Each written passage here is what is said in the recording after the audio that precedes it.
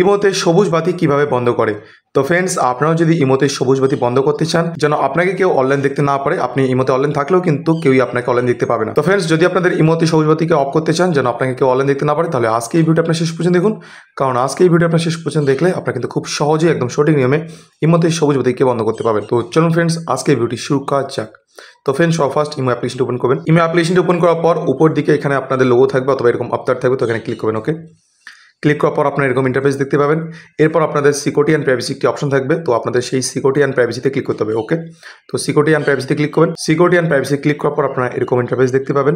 আপনারা স্ক্রল করে নিচে যাবেন, প্রাইভেসি একটি অপশন দেখতে পাবেন। তো সেই প্রাইভেসিতে আপনারা একটি অপশন পাবেন সেকেন্ড নম্বরে, online status and last scene.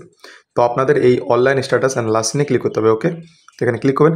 এখানে ক্লিক করার পর আপনারা দেখতে পাবেন আপনাদের যে online status and last seen, এটা এভরিওয়ান অথবা মাই কন্ট্যাক্ট সিলেক্ট থাকতে পারে। তো সম্ভবত এটা আপনাদের এভরিওয়ানে সিলেক্ট হয়ে আছে। যদি আপনারা কাউকে দেখাতে না চান তাহলে জাস্ট নোবডিতে ক্লিক করবেন। ওকে, আর যদি এক দুজনকে দেখাতে চান তাহলে কাস্টমে ক্লিক করে সেই ব্যক্তিকে সিলেক্ট করে নেবেন। ওকে, জাস্ট তার উপরে টিক করবেন, ডানে ক্লিক করবেন, তাহলে কিন্তু যাকে দেখে আপনি সিলেক্ট করবেন তারাই দেখতে পাবে। ওকে, আর যদি একদম কাউকে দেখাতে না চান তাহলে নোবডি সিলেক্ট করবেন। নোবডি সিলেক্ট করার পরে কিন্তু আপনার যে অনলাইন স্ট্যাটাসটা সেটা কিন্তু বন্ধ হয়ে যাবে। আপনি ইমোতে অনলাইন থাকবেন, তার সাথেও কিন্তু কেউ আপনাকে অনলাইন দেখতে পাবে না। তো ফ্রেন্ডস, এইভাবে আপনারা খুব সহজেই ইমোতে সবুজ বাতি মানে অনলাইন স্ট্যাটাসকে বন্ধ করতে পারবেন।